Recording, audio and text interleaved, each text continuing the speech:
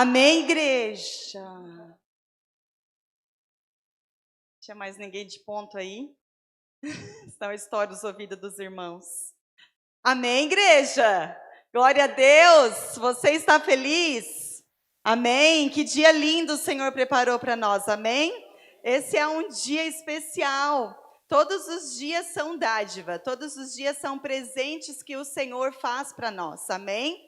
Mas hoje, para nós que somos cristãos, é um dia memorável, é um dia muito especial para a nossa história de vida cristã. Hoje nós celebramos a Páscoa. E o que é a Páscoa? A Páscoa, ela é uma celebração da nossa salvação, da nossa saída do cativeiro, da escravidão do pecado para a vida eterna, para a salvação. Amém? E, infelizmente, também não teria como ser diferente.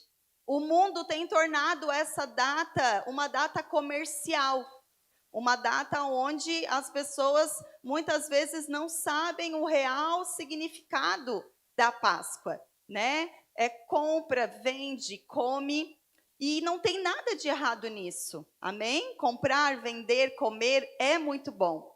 Porém, nós precisamos saber o porquê fazemos isso. Qual a essência disso? Qual é a razão pelo qual nós fazemos isso? Então, primeira coisa que eu quero dizer para você essa noite: a Páscoa não é sobre coelhos. A Páscoa é sobre um cordeiro. Amém? Glória a Deus. E a segunda coisa que eu quero que você guarde aí no seu coração para os próximos anos de vida. Assim como a Páscoa, o Natal são oportunidades que nós cristãos temos de propagar as boas novas do reino de Deus. Certo? Ah, mas por que a gente não sabe se foi nesse dia que aconteceu? E essa é uma comemoração, Alguns cristãos dizem essa é uma comemoração dos hebreus, Nós comemoramos a ceia do Senhor, nós vamos inclusive cear aqui. Não importa.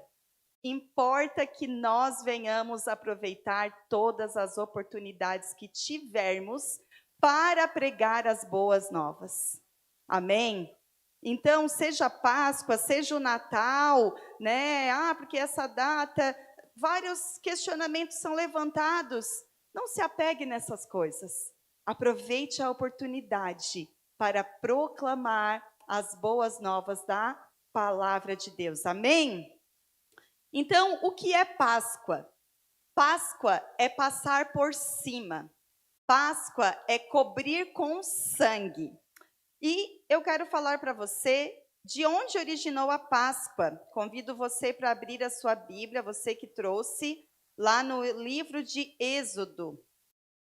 Êxodo, segundo livro da Bíblia, capítulo 12. Tem muitos rostinhos novos aqui. Novos não, já são conhecidos, Mas que eu estou vendo novamente.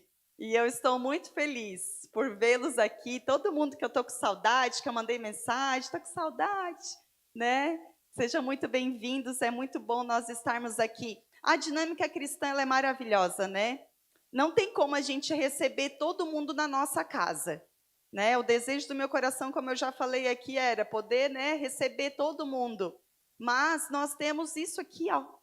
Isso aqui é uma mesa, aonde os irmãos podem estar em comunhão com o Pai e uns com os outros. Amém, irmãos? Então não deixa de vir para o culto. Amém? Venha cultuar, venha estar com os irmãos. A sua presença aqui faz diferença. O abraço que você dá no seu irmão, talvez foi o único abraço que ele recebeu naquele dia ou naquela semana. Sabia? Então, a sua presença aqui faz muita diferença e abençoa a vida das pessoas que estão à sua volta. Você já está lá em Êxodo 12? Amém? Você está com santa expectativa para ouvir a palavra do Senhor? Amém? Glória a Deus, então. Vamos ler Êxodo 12, a partir do verso 1, diz assim: O Senhor disse a Moisés e a Arão no Egito: este deverá ser o primeiro mês do ano para vocês. Digam a toda a comunidade de Israel que no 10º dia deste mês, todo homem deverá separar um cordeiro ou um cabrito para a sua família, um para cada casa. Verso 5. O animal escolhido será macho de 1 ano, sem defeito. Diga comigo, sem defeito. E pode ser cordeiro ou cabrito. Verso 7. Passem então um pouco do sangue nas laterais e nas vigas superiores das portas das casas, nas quais vocês comerão o animal. Naquela mesma noite, comerão a carne assada no fogo, com ervas amargas e pão sem fermento. Verso 11. Ao comerem, estejam prontos para sair, cinto no lugar, sandália nos pés e cajado nas mãos. Comam apressadamente. Esta é a Páscoa do Senhor. Verso 12. Naquela mesma noite, passarei pelo Egito e matarei todos os primogênitos, tanto os homens como os animais, e executarei juízo sobre todos os deuses do Egito. Eu sou o Senhor. O sangue será um sinal para indicar as casas em que vocês estiverem. Quando eu vir o sangue, passarei adiante. A praga da destruição não os atingirá quando eu ferir o Egito. Aleluia. Verso 14. Este dia será um memorial que você e todos os seus descendentes celebrarão como festa ao Senhor. Celebrem-no como decreto perpétuo. Agora vai lá comigo no verso 24. Obedeçam a todas estas instruções como decreto perpétuo para vocês e para os seus descendentes. Quando entrarem na terra que o Senhor prometeu lhes dar, celebrem essa cerimônia. Quando os seus filhos lhe perguntarem o que significa essa cerimônia, respondam-lhes: é o sacrifício da Páscoa ao Senhor, que passou sobre as casas dos israelitas no Egito e poupou nossas casas, quando matou os egípcios. Então o povo curvou-se em adoração. Amém, irmãos?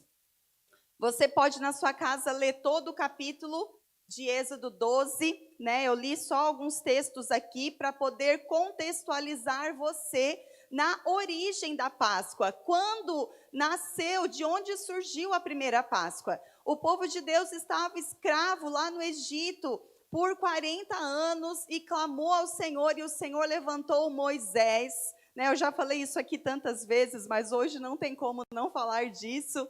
Levantou Moisés como libertador daquele povo. Moisés fazendo a tipificação daquele que viria, Jesus Cristo, o nosso libertador, o nosso salvador. E o Egito simboliza o mundo, a casa da servidão, a casa de escravidão. E Deus, então, ele manda várias pragas para mostrar para aquele povo que ele era Deus poderoso. Muitas vezes as pessoas perguntam, mas por que Deus mandou tanta praga? Né? Não era mais fácil ter pego e ter tirado na primeira? Ele mandava a praga, endurecia o coração de Faraó, Faraó não libertava, era Deus que fazia tudo. Deus fazia isso para fazer com que aquele povo olhasse para Deus e visse o quanto Deus era poderoso. Era para criar afeição naquele povo. Aquele povo já estava escravo lá há muito tempo. Aquele povo, eles não conheciam o poder de Deus. E eles precisavam gerar no coração deles paixão por aquele que iria libertar eles daquele lugar. Amém? É por isso que o Senhor enviou tantas pragas e endureceu o coração do faraó, e por 10 vezes, né, o Senhor ia e voltava com uma praga e outra, para mostrar para aquele povo que ele era poderoso e para aquele povo se apaixonar por ele, por aquele Deus que iria tirar ele dali, para que eles não duvidassem do poder de Deus na vida deles. E a última praga foi essa praga que iria matar todos os primogênitos. Porém, Deus ele dá uma instrução para o seu povo, para que eles fossem protegidos do anjo da morte.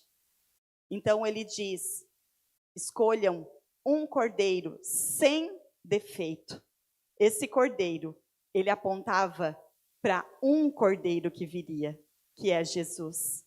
E esse cordeiro, ele deveria ser morto, o sangue dele deveria ser derramado, e aquele sangue daquele cordeiro deveria ser passado nas janelas, nas portas, nas vigas, nos umbrais das portas. E quando o anjo viesse e ele visse aquele sangue, ele não entraria e não mataria os primogênitos que estivessem naquela casa, porque aquela casa estava coberta pelo sangue do cordeiro. Então ele passaria por cima. Por isso que a Páscoa é passar por cima e dar salvação para aqueles que estavam cobertos pelo sangue.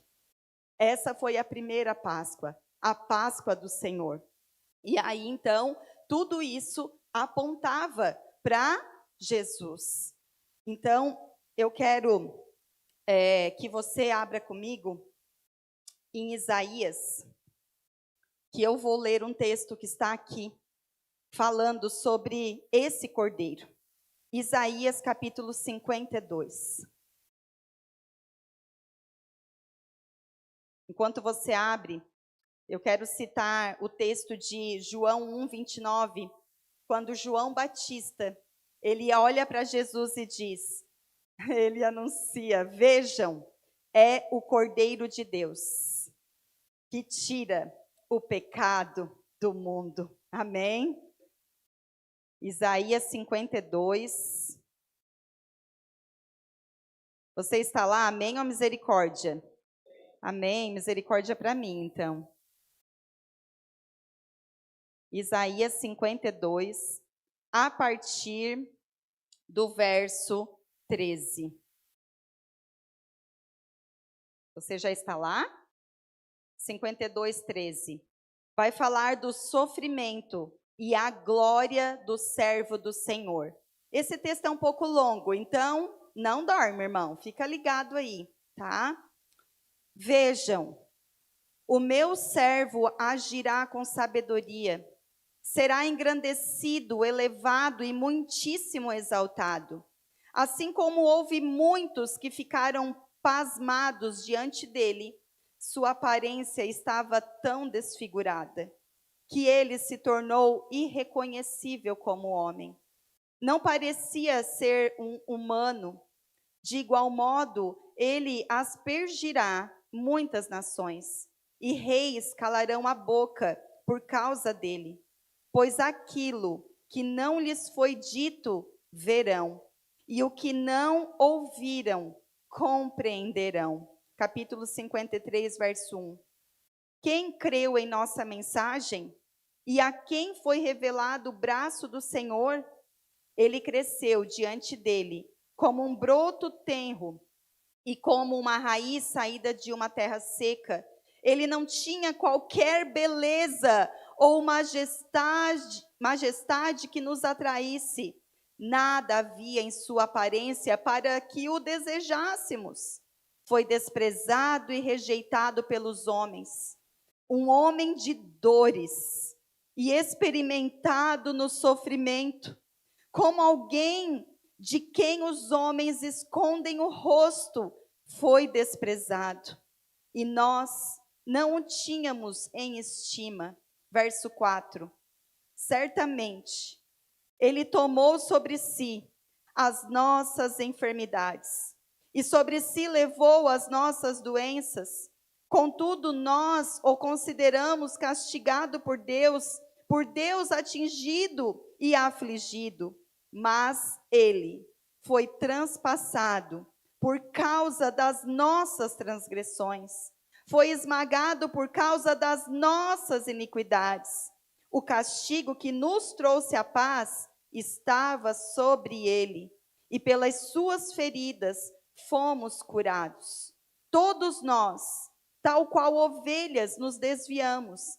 Cada um de nós se voltou para o seu próprio caminho, e o Senhor fez cair sobre ele a iniquidade de todos nós. Ele foi oprimido e afligido, e contudo não abriu sua boca. Como um cordeiro, foi levado para o matadouro, e como uma ovelha que diante de seus tosqueadores fica calada, ele não abriu a sua boca. Com julgamento opressivo, ele foi levado. E quem pode falar dos seus descendentes? Pois ele foi eliminado da terra dos viventes por causa da transgressão do meu povo, ele foi golpeado. Foi-lhe dado um túmulo com os ímpios e com os ricos em sua morte, embora não tivesse cometido nenhuma violência, nem houvesse nenhuma mentira em sua boca. Contudo, foi da vontade do Senhor esmagá-lo e fazê-lo sofrer. E embora o Senhor tenha feito da vida dele uma oferta pela culpa, ele verá sua prole e prolongará seus dias, e a vontade do Senhor prosperará em sua mão. Depois do sofrimento de sua alma, ele verá a luz e ficará satisfeito pelo seu conhecimento. Meu servo justo justificará a muitos e levará a iniquidade deles. Por isso, eu lhe darei uma porção entre os grandes, e ele dividirá os despojos com os fortes, porquanto ele derramou sua vida até a morte. E foi contado entre os transgressores, pois ele levou o pecado de muitos, e pelos transgressores intercedeu. Aleluia! Que texto! Que declaração de amor. É uma poesia, irmãos, mas na prática não foi bonita. Na prática, teve muito sofrimento e dores. O texto diz que o Senhor, ele é um homem de dores. Ele sofreu e padeceu por conta das nossas iniquidades. Ele levou sobre si o castigo que era nosso. Aquilo que estava preparado para nós, ele tomou sobre si. João 3,16 vai dizer que Deus amou o mundo de tal maneira. Esse amor, ele é imensurável. Ele é incontável, indescritível. Ele é um amor tão profundo, tão genuíno, que nenhum outro poderia demonstrar tamanho amor, senão o próprio Filho de Deus, que é o amor. Não teria como outro demonstrar tamanho amor, a não ser Ele, o próprio Deus. E por isso que hoje nós não podemos, nessa data, dar glória, colocar em destaque um coelho, colocar em destaque o chocolate. Mas nós temos que ouvir aquilo que a palavra de Deus diz e obedecer, como disse ali no verso 24 de Êxodo 12. Atentem para os meus decretos, façam isso e contem aos seus filhos. A palavra de Deus, ela é a história da nossa vida. Quando você lê a Bíblia, você não está lendo histórias de homens que você acha que não conhece. Isso que aconteceu aqui diz respeito à minha e à sua vida. Isso aqui diz respeito à nossa família, porque nós somos família de Deus. E as pessoas que viveram aqui eram pessoas improváveis, pessoas como eu e você, A palavra de Deus não esconde os defeitos das pessoas, mas ela aponta a perfeição do Cristo, do nosso modelo perfeito. Os homens são imperfeitos e por isso nós precisamos do Salvador. Por isso ele precisou morrer como um cordeiro perfeito, sem mácula, sem defeito, como ovelha muda ser levada ao matadouro. Antes de Jesus Cristo ser levado ao Monte da Caveira, ele foi levado a Pilatos. E Pilatos falou: eu tenho poder para te livrar. Me diga, de fato, quem tu és. Eu posso te livrar dessa condenação. E ele diz: tu não teria poder nenhum se do céu não fosse te dado. E aquele que formou todas as coisas, Jesus, ele é o verbo que deu origem, que criou todas as coisas. Diante daquele momento, ele se calou. Ele não falou nada. Diante daquele momento, ele foi humilde. Ele não considerou ser igual a Deus. Ele não quis fazer justiça própria. Ele não quis fazer com que as pessoas vissem a custa do seu poder, de ele revidar. Não. Como ovelha muda, ele se calou e ele obedeceu e ele foi fiel até o fim. Ele nos amou até a morte de cruz. E o que isso tem a ver conosco? Eu quero que você abra comigo em Romanos, no capítulo 6. Hoje eu não quero falar muito, eu quero ler alguns textos, porque como o pastor falou, a nossa palavra, aquilo que a gente fala pode até chegar aos seus ouvidos, mas o que transforma a sua vida é a palavra de Deus que chega ao seu coração. Amém? Então eu quero ler alguns textos aqui, para que você compreenda toda essa obra e o porquê ele morreu e ressuscitou. Ele não só morreu. A obra da cruz, a beleza da obra da cruz está em Jesus Cristo ter morrido e ter também ressuscitado. Na sexta-feira, ele morreu, mas no domingo ele ressuscitou. Em Apocalipse 1:18 diz assim: eu sou aquele que vive. Estive morto, mas agora estou vivo para todo o sempre. Amém? Você chegou em Romanos 6? Vamos ler a partir do verso 8, que diz assim, 6:8.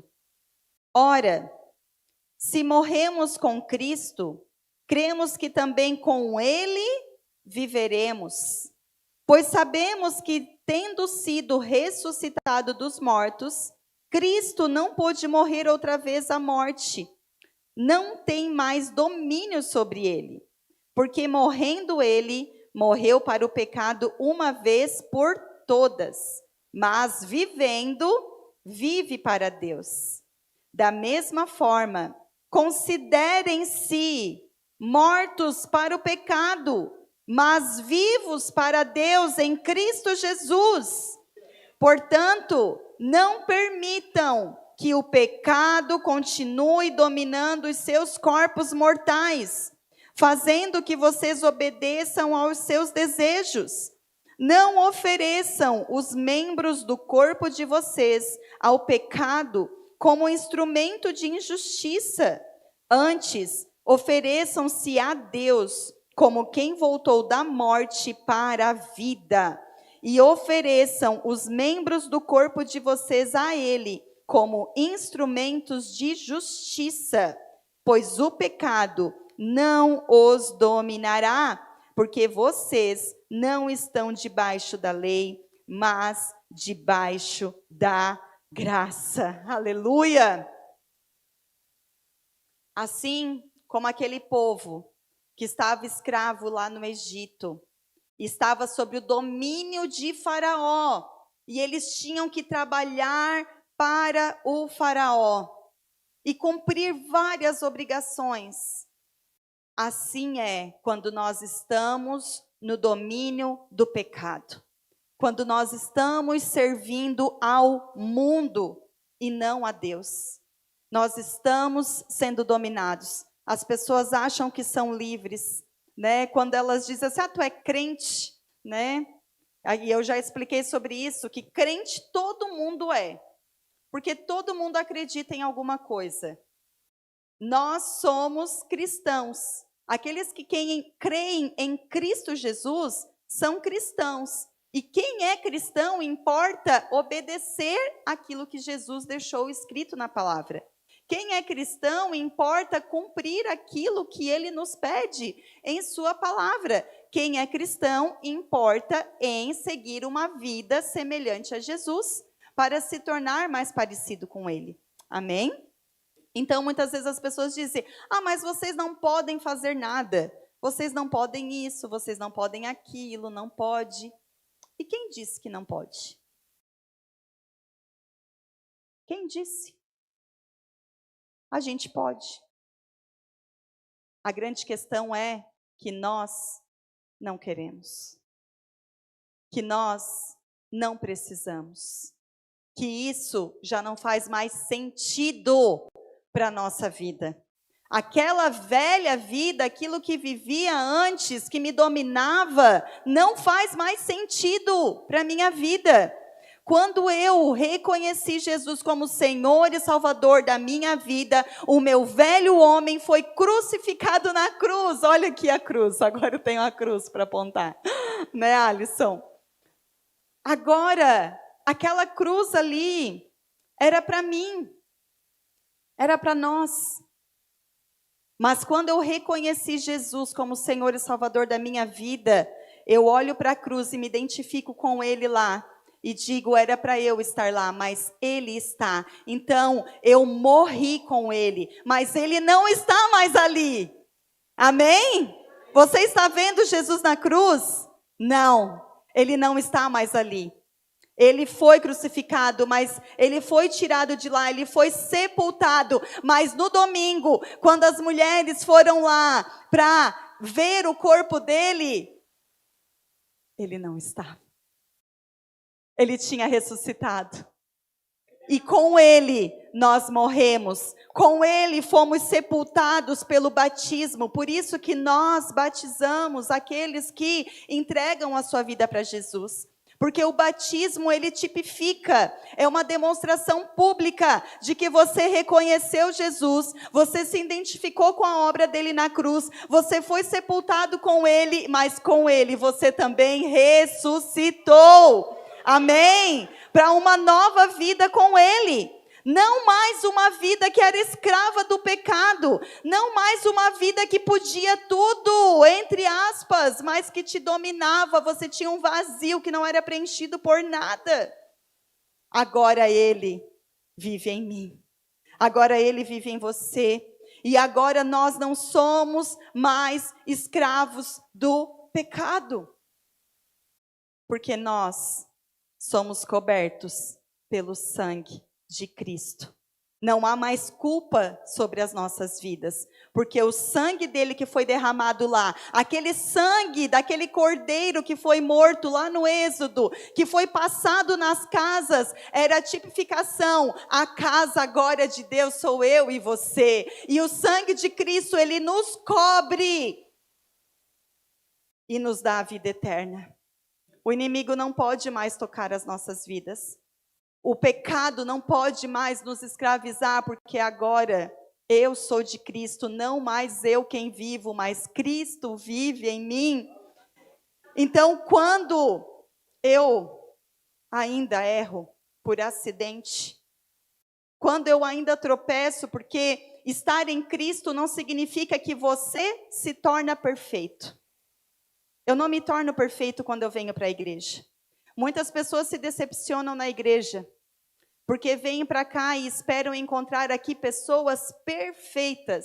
Me desculpa, Não é nessa igreja aqui que você vai encontrar. Nessa comunidade de fé aqui, você vai encontrar um monte de pessoas imperfeitas. Talvez tenha alguma aí que tenha pessoas perfeitas, eu não conheço. Já fui em algumas, nunca vi. E aqui também, não tem pessoas perfeitas. Tem pessoas sendo aperfeiçoadas pelo amor de Cristo, pelo sangue de Cristo que nos lava de todos os pecados. Nós estamos sendo aperfeiçoados à medida que nós nos colocamos diante dele e reconhecemos que somos falhos, que somos pecadores e que carecemos e que precisamos do perdão dele. Então, se você espera encontrar aqui perfeição, você vai se frustrar. Mas se você olhar para Jesus, você vai encontrar. E ele vai superar todas as suas expectativas. Tudo aquilo que você espera das pessoas, você só vai encontrar nele. Amém? E eu quero ler um texto que está em João. Já estamos quase encerrando. João no capítulo 13. Esse mês, hoje, nós estamos encerrando o mês onde nós falamos sobre a virtude do servir, o mês inteiro. E Jesus, ele foi o exemplo perfeito de quem veio nos servir. Ele foi o exemplo, porque mesmo sendo Deus, ele se esvaiu da sua glória e serviu. Você está lá? A partir do verso 1, diz assim: um pouco antes da festa da Páscoa, eram dias como esses, era essa semana que passou agora, era a festa da Páscoa se aproximando. Sabendo Jesus que havia chegado o tempo em que deixaria este mundo e iria para o Pai, tendo amado os seus que estavam no mundo, amou-os até o fim. Estava servido o jantar, e o diabo já havia induzido Judas Iscariotes, filho de Simão, a trair Jesus. Jesus sabia que o Pai havia colocado todas as coisas debaixo do seu poder, e que viera de Deus e estava voltando para Deus. Assim, levantou-se da mesa, tirou sua capa e colocou uma toalha em volta da cintura. Depois disso, derramou água numa bacia e começou a lavar os pés dos seus discípulos, enxugando-os com uma toalha que estava em sua cintura. Vá comigo no verso 12 agora. Quando terminou de lavar-lhes os pés, Jesus tornou a vestir sua capa e voltou ao seu lugar. Então lhes perguntou: vocês entenderam o que lhes fiz? Vocês me chamam mestre e senhor, e com razão, pois eu o sou. Pois bem, se eu, sendo senhor e mestre de vocês, lavei-lhes os pés, vocês também devem lavar os pés uns dos outros. Eu lhes dei o exemplo para que vocês façam como eu lhe fiz. Verso 17. Agora que vocês sabem estas coisas, felizes serão se as praticarem. Amém. Aleluia. Jesus, ele sendo mestre, sendo Senhor, ele tirou a sua capa. Ele se cingiu com uma toalha e ele lavou os pés de todos aqueles que estavam ali à mesa com ele. E à mesa com ele também estava um que iria traí-lo. E Jesus sabia disso. Mas mesmo assim, Jesus lavou os seus pés e com ele ceou. Vá comigo ali em Lucas, no capítulo 22.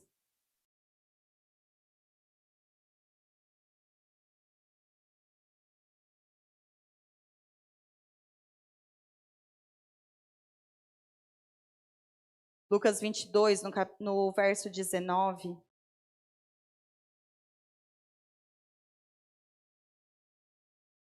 Diz assim, você está lá? Amém? Lucas 22, 19. Tomando o pão, deu graças, partiu e o deu aos seus discípulos, dizendo: Isto é o meu corpo, dado em favor de vocês. Façam isto em memória de mim. Da mesma forma, depois da ceia, tomou o cálice, dizendo: Este cálice é a nova aliança no meu sangue, derramado em favor de vocês. Verso 21. Mas eis que a mão daquele que vai me trair está com a minha sobre a mesa. O Filho do Homem vai, como foi determinado, mas ai daquele que o trair. Amém? Eu quero finalizar essa ministração falando algo muito importante. Preste atenção.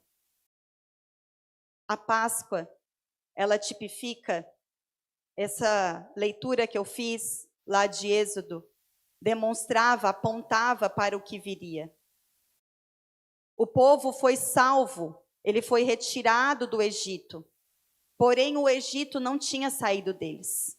Eles continuavam murmurando, eles continuavam se voltando contra Deus, porque o espírito deles não havia sido recriado. Então, eles não tinham condição, eles viviam debaixo da lei, e a lei apontava sempre o pecado deles. Mas quando Jesus veio para cumprir a lei, Jesus ele não veio abolir a lei, Jesus veio para cumprir a lei. Jesus fez tudo o que a lei dizia, ele cumpriu a lei. Ele foi exemplo de servo, ele foi exemplo de filho.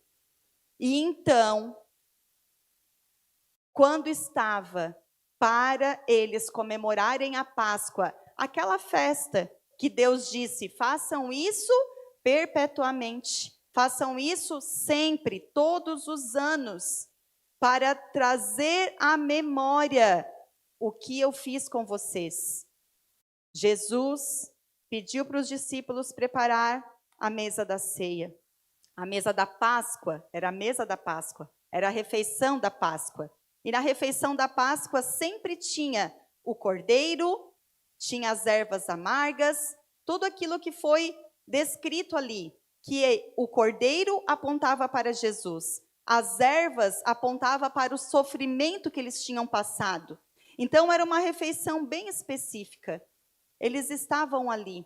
Os pães sem fermento também estavam ali. E aí Jesus, nessa mesa, com eles, Jesus se levanta da refeição. Era uma refeição. Era uma refeição. Jesus se levanta da mesa e lava os pés dos discípulos. Porque ali, nenhum dos discípulos se importou em fazer o serviço mais baixo que precisava ser feito. Era costume dos judeus, quando fosse receber alguém em casa, eles tinham escravos, mas havia os escravos dos escravos, que era a posição mais baixa da sociedade. Eram aqueles que lavavam os pés das pessoas, porque elas caminhavam a pé. E quando eles chegam para esse jantar, para essa comemoração, nenhum deles preocupou em ter alguém para lavar os pés. E a mesa, naquela época, não tinha essa altura que a gente tem. Eles sentavam com os pés próximos à mesa. Então, imagina que você está sentado próximo ao pé sujo do seu irmão. Isso também é estar à mesa. É lidar com algumas dificuldades que os irmãos têm. Mas Jesus, ele não apontou o dedo dizendo, ninguém vai lavar os pés aqui? Não. Ele levantou da mesa. Ele tirou a roupa. Ele se cingiu com uma toalha. E ele mesmo foi lá e lavou os pés de todos os discípulos. E se você ler esse texto de João 13, você vai ver que Pedro não quer que Jesus lave os pés dele. Não, você não vai lavar meu pé. E Jesus diz para ele, Pedro, se eu não lavar os teus pés, tu não tem parte comigo. Aí Pedro diz, não, então lava o corpo todo. Aí eles, não precisa. Você já está lavado pela palavra. Importa só que eu lave os seus pés. Porque Jesus, ele estava ali mostrando que ele sendo Senhor, ele veio não para ser servido, mas para servir. E nós, como cristãos, o nosso coração precisa ser como esse de Cristo, que não busca ser servido, mas que tem o entendimento de que eu estou em Cristo, eu fui escolhido para servir o meu irmão. O que Jesus disse ali? Vocês viram o que eu fiz? Viram? Vocês me chamam de mestre, Senhor, e fazem bem porque eu sou. Mas eu, sendo mestre e Senhor, eu servi a vocês. Felizes serão aqueles que fizerem a mesma coisa. Mas, nesse texto que eu li aqui, de Lucas, ele diz, este cálice é o cálice da nova aliança. É o meu sangue que será derramado em favor dos pecados de vocês. E este é o meu corpo. Ele pegou um pão da refeição e disse, é o meu corpo, que será partido.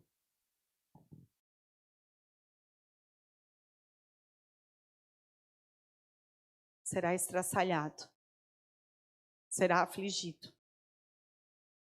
Em favor de vocês.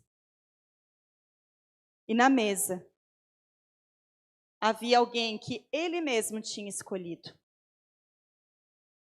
para estar ali. E ele disse, aqui há um que vai me trair. E ele fala no final, no texto aqui que eu li, eu vou ler de novo para você. No verso 21 diz assim, mas eis que a mão daquele que vai me trair está com a minha sobre a mesa. O Filho do Homem vai, como foi determinado, mas ai daquele que o trair. Irmãos, a ceia do Senhor, ela marca uma nova aliança, um novo tempo na nossa vida.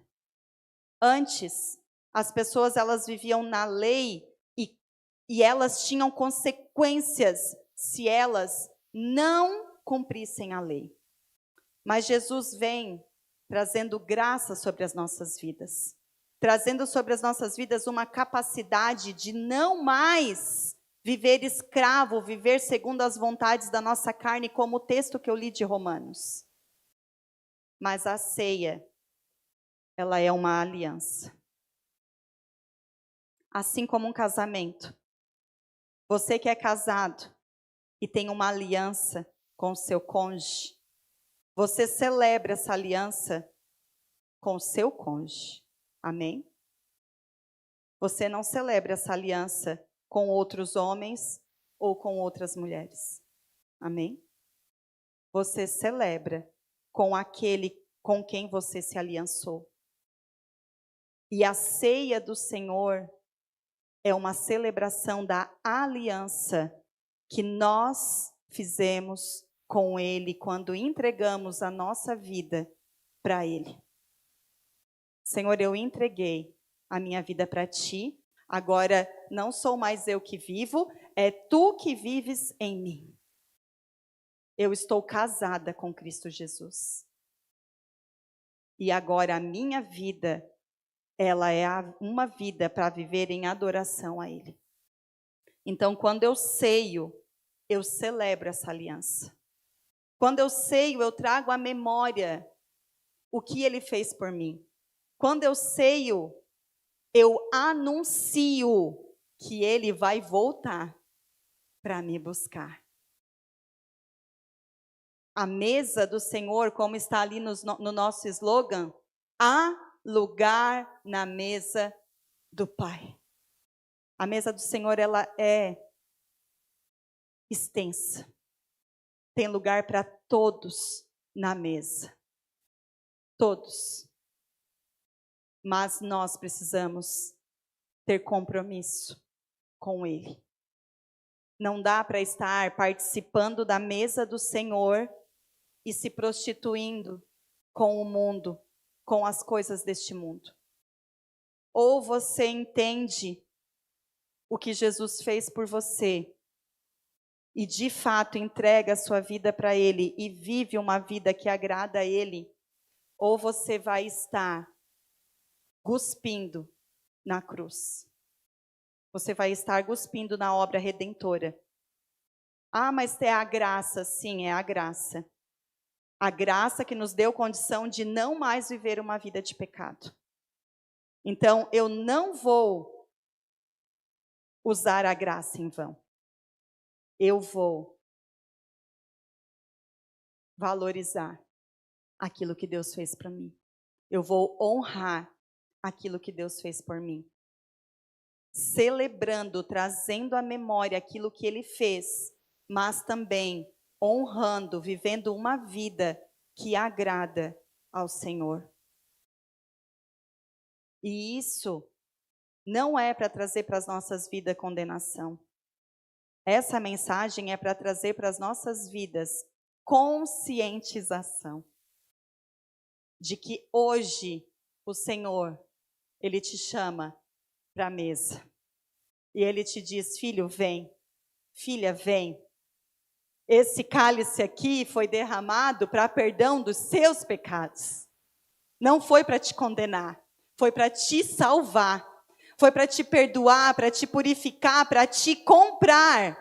Você foi comprado com alto preço. Com preço de sangue. Para viver livre do pecado. Amém?